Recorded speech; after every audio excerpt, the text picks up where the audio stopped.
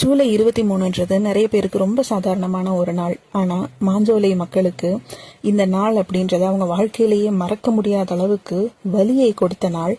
அரசு அதிகாரம் தன்னோட துப்பாக்கி முனைகளால 17 உயிரை பலி எடுத்த நாள். மாஞ்சோலை தோட்ட தொழிலாளர்கள் தங்களுக்கு கூலி உயர்வு வேணும்னும், பெண்களுக்கு மகப்பேறு விடுமுறை வேணும்னும், குழந்தைகளுக்கு நல்ல கல்வி வேணும், எல்லாருக்கும் நல்ல மருத்துவ வசதி வேணும், பணி பாதுகாப்பு வேணும் அப்படின்றதுக்காக தொடர்ந்து கோரிக்கைகள் வச்சுட்டே இருந்தாங்க. அந்த கோரிக்கைகள் கண்டுகொள்ளாமலே இருக்கும்போது அதிகாரத்தை எதிர்த்து போராட்டம் செய்ய முன் வர்றாங்க. அந்த மாதிரி போராட்டம் செய்யற மக்களை கைது செய்து அடக்கிடலான்னு நினைக்கிறாங்க அரசாங்கம். இந்த அடக்குமுறைகளுக்கெல்லாம் பயப்படாம மீண்டும் ஒரு போராட்டத்தை செய்யறாங்க. அதன் பலனாவும் நிறைய பெண்கள் கைது செய்யப்படுறாங்க.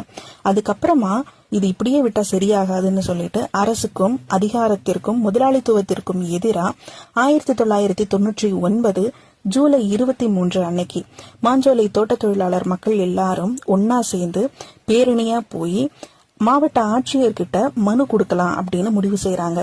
இந்த பேரணிக்காக எல்லாரும் ஒன்று திரண்டு ஆரம்பிச்சு கொஞ்ச தூரம் போகும்போது இந்த பேரணியை வெற்றி பெற விடக்கூடாது அப்படின்றதுக்காகவே அதிகார வர்க்கம் காவல்துறையை வச்சு இந்த மக்கள் மேல வன்முறையை ஏவி விடுறாங்க. அதிகாரம் அப்படின்ற ஆயுதத்தை கையில ஏந்தி இருந்த காவல்துறை அதிகாரிகள் சாதாரண மக்கள் மேல தடியடி நடத்தினாங்க, கண்ணீர் புகை கொண்டை வீசினாங்க, கண்மூடித்தனமா துப்பாக்கி சூடு நடத்தினாங்க.